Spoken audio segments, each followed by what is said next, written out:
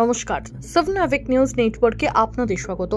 সময়ের সঙ্গে সঙ্গে ধীরে ধীরে পাল্টে যাচ্ছে মানুষের সংজ্ঞা, কারণ মান আর হুঁশ এই দুই বৈশিষ্ট্যই সাধারণের মধ্যে অবিলুপ্ত প্রায়।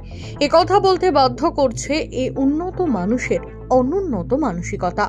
সম্পত্তি হাতাতে ফিল্মি কায়দায় ছোট ভাইকে খুন, দেহ লোপাটের চেষ্টায় পুকুর পাড়ে মাটির নিচে পুঁতে রাখা হলো দেহ, কাঠগড়ায় দাদা বৌদি। হারহিম করা ঘটনার সাক্ষী পূর্ব মেদিনীপুর জেলার কাথি থানার অন্তর্গত মহিষাগোট গ্রাম পঞ্চায়েতের রতনপুর গ্রাম।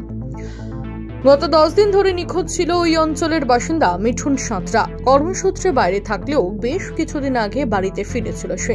তবে মাঝে প্রতিবেশীরা তাকে দেখতে না পেয়ে খোঁজ খবর শুরু করলে মিঠুন সাঁতরা দাদা নয়ন সাঁতরা ও তার বৌদি সোমা সাঁতরা জানায় যে সে বাইরে কাজে চলে গেছে।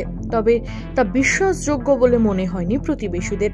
তাদের বাড়িতে শ্রাদ্ধ শান্তির আয়োজনের কথাবার্তা শুরু হতেই সন্দেহ আরো জোরালো হয়। অবশেষে প্রতিবেশীরা নারায়ণ সাঁতরা ও সোমা সাঁতরাকে ঘিরে ধরে চাপ দিলে পুলিশের ভয় দেখালে ভাইকে মেরে ফেলার কথা স্বীকার করে দুজনেই।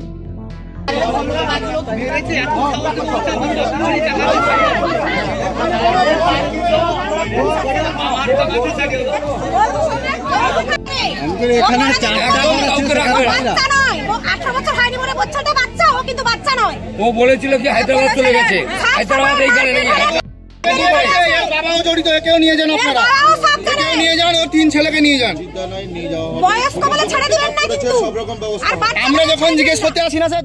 তবে খুনের কথা জানতেন না সোমা সাঁতরা, এমনটাই দাবি করেছেন তিনি। ছিলাম না, এবার আমিও জানি না যে কিভাবে মারা গেছে, কিভাবে।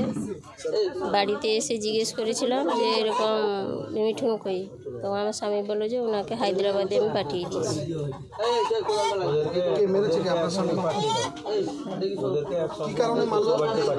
কি কারণে বলতে, আমাকে সবসময় সে আমার ইজ্জত নিয়ে সবসময় টানাটানি করতো, আর আমাকে যখন তখন ফেলে মারতো। সেদিনে রড নিয়ে হাত ছাকা লাগিয়ে দিয়েছিল এখানে দিয়ে। তখন আমি একে তখন এই কাজ করে যখন আসে একে তখন আমি বলি যে এরকম সবসময় আমাকে ধরে মারবে, এ করবে, আর আমি এখানে ঘরে থাকবো না। আমি আপনারা থানায় অভিযোগ জানিয়েছিলেন এই ঘটনা?